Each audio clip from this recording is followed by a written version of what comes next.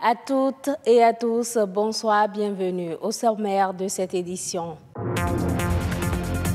Utilisé en tant qu'ingrédient que colorant dans la préparation alimentaire, le curcuma est une épice aux multiples vertus préventives comme curatives. Elle est de plus en plus cultivée au Bénin, mais reste encore peu connue de la population.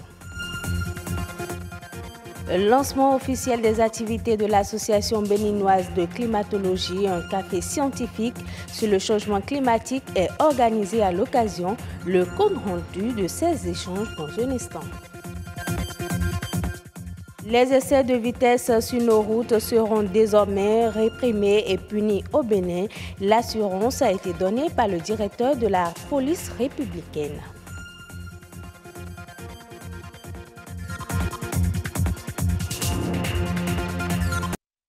Espèce exotique, le curcuma se cultive aujourd'hui dans certains jardins de Cotonou. Progressivement, on le retrouve sur certains étalages dans les marchés et supermarchés, mais il n'en demeure pas moins que cette espèce pourtant si utile reste encore inconnue. Allons donc à la découverte du curcuma dans ce reportage que nous proposent Rodrigue Blondoumé et Estelle Pazou. Il est d'une couleur à faire douter de son caractère consommable. Pourtant, le curcuma est une épice de la famille du gingembre. Originaire de l'Asie, il est parfaitement adapté au climat tropical, ce qui explique d'ailleurs sa culture ici, dans ce jardin. Le curcuma, c'est adapté à nos contextes, le climat tropical, humide, du coup ça se passe bien. Peu importe le sol, si c'est un sol sableux ou bien un sol argileux, le curcuma se porte très bien. Malgré sa présence sur certains étalages dans les marchés, le curcuma reste inconnu. Plus inconnu encore, ce sont les différents usages qu'on peut en faire. Ça peut être utilisé à la cuisine, en médecine, même en cosmétique. Donc à la cuisine, le curcuma se retrouve dans beaucoup de plats. Ça peut être utilisé pour préparer la sauce, le riz et beaucoup de plats. Seulement voilà, le curcuma n'est pas encore cité dans la gamme des épices consommées au Bénin. Il a bien des atouts pour arriver à s'imposer sur le marché et même d'atterrir dans nos plats. Mais cela passe par quelques conditions. Pour faire entrer cette épice dans l'alimentation, il faut nécessairement que de plus en plus une formation soit donnée, surtout au niveau, n'est-ce pas, des centres culinaires ou des centres de formation où on apprend à faire la cuisine. Il faut que de plus en plus des mets soient réalisés avec le curcuma. Il faudrait aussi que la formation soit donnée aux producteurs pour qu'ils puissent produire davantage le curcuma. Même si on les compte encore sur le bout des doigts, certains Béninois connaissent bien le curcuma. Pour eux, ses vertus et les maladies qu'il guérit sont multiples et variées. Le Bénin dispose officiellement d'une association béninoise de climatologie, ABECLIM, créée depuis 2 ans. Elle a lancé ses activités ce mardi 22 mai à l'université d'Abomey-Calavi. L'association béninoise de climatologie se veut être un creuset de discussion entre acteurs intervenant sur les questions des changements climatiques. Professeur Espédi Vissin, président de ABECLIM, revient ici sur les objectifs au micro de Benol Djogbe et Amandine Anyamboussou. Cette première sortie de l'association béninoise de climatologie vise d'abord à une meilleure visibilité de la dite association et montrer que nous ne sommes pas nés pour mourir. Cette association vivra longtemps parce que, en son sein, il y a des gens dynamiques qui veulent de la pérennité de la climatologie. C'est un creuset qui permettra de véhiculer les messages liés à la chose climatologique parce que nous manquons de base de données liées à la chose climat. Cette base sera mise en place par l'association. Base non seulement de compétences avérées dans le secteur, parce que l'association ne regroupe pas que des climatologues. L'économie parle du climat. Le juriste parlera du climat aussi. L'homme de santé parle du climat. Donc tout le monde est intéressé par le climat. D'où la nécessité de mettre en place cette base de donner des compétences dans ce secteur. Parce que le climat impacte tout ce qu'il y a dans l'environnement. Une association qui est liée à l'Association internationale de climatologie. Bientôt, grâce à l'association béninoise de climatologie, nous allons mettre en place une association ouest-africaine de climatologie au Bénin lors du colloque qui aura lieu en septembre prochain, qui regroupera au moins 7 pays d'Afrique de l'Ouest. Le Bénin en tête, bien sûr. Grâce, bien sûr, à cette association ouest-africaine que nous allons créer, nous aurons un poids au sein de l'Association internationale de climatologie, parce que l'Afrique ne peut se faire entendre que dans l'union. Dans l'unité, nous serons très forts. C'est pour cette raison que l'Association béninoise de climatologie est créée pour servir de creuset à tous ceux qui interviennent de près ou de loin à la chose climatologique. L'Association béninoise de la climatologie a organisé ce mardi 22 mai à l'Université d'Abomey-Calavi son premier café scientifique, une activité qui lance également les travaux de l'ABECLIM. Les discussions ont tourné autour de la thématique du changement climatique et ses impacts sur l'agriculture, la santé et les ressources en nos reportages. Benol Djogbe, Amandine Aniamboussou. Il faut accorder du prix à ces différentes variations pluviométrique.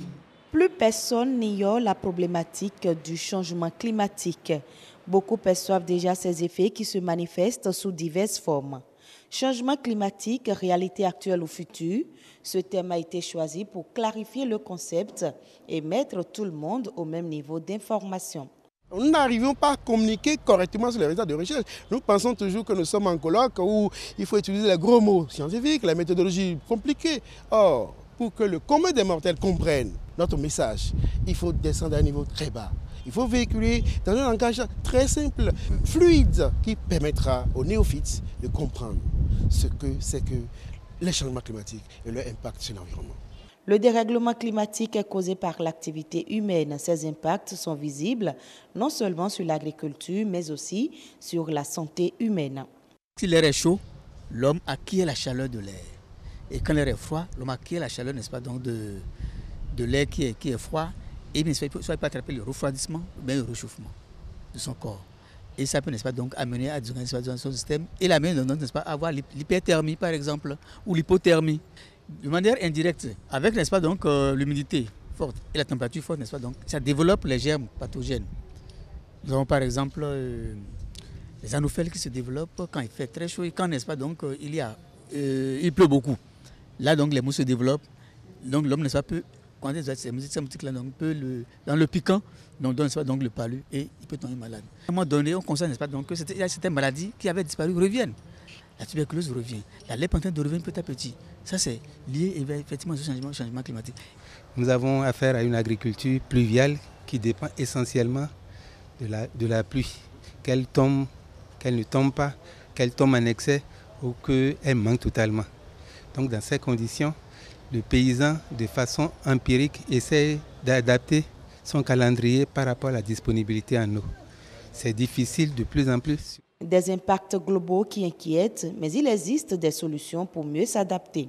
En agroclimatologie, on essaie de faire des calendriers agricoles connaissant une certaine durée, 50-60 ans. On voit les fluctuations de la pluie, les fluctuations des vents.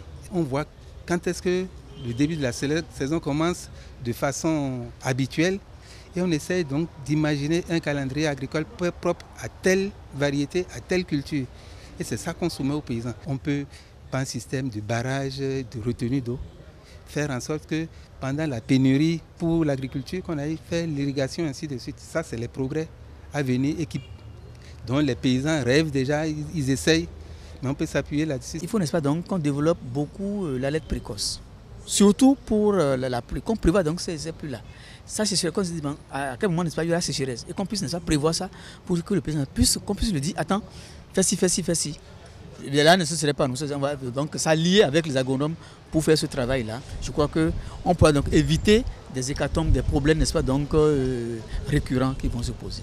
Le temps de l'inaction est terminé. Tous les acteurs sont appelés à agir afin d'atténuer les effets des changements climatiques. Les Nations Unies célèbrent depuis lundi la Semaine mondiale d'action pour la sécurité routière. 7 jours pour sensibiliser sur les dangers de la route et susciter des actions urgentes. Au Bénin, la police républicaine s'engage à décourager tous les usagers qui font excès de vitesse sur nos routes. D'autres précisions dans ce élément réalisé par Monique Toron et Patrick Adjagouchou. Sur le chemin de l'école, les premières victimes dues aux excès de vitesse seraient les écoliers. La traversée du chemin devient ainsi un risque pour ces bouts de chou. Lorsque les usagers de la route, les conducteurs de moto comme les conducteurs de véhicules à 4 roues, aperçoivent un enfant et ne prennent pas la précaution nécessaire pour faciliter la traversée à l'enfant, il peut être écrasé. Il suffit d'avoir de l'argent, on essaie de se doter d'une moto sans connaître le code de la route, sans même savoir aller réellement à moto, ce qui constitue de potentiels dangers pour les enfants. L'excès de vitesse, la principale cause des accidents de la route qui engendrent des blessés, voire des décès.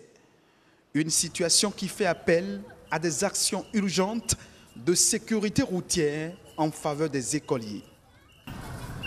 Face à la nécessité de protéger ces âmes innocentes, la police républicaine est plus que jamais déterminée. Depuis quelques semaines, on est passé à la phase de répression où systématiquement les excès de vitesse sont réprimés. Le gouvernement a doté la police républicaine de cinémomètres, donc de radars mobiles qui permettent de surveiller, disons, les excès de vitesse aussi bien dans les agglomérations que sur les grandes voies.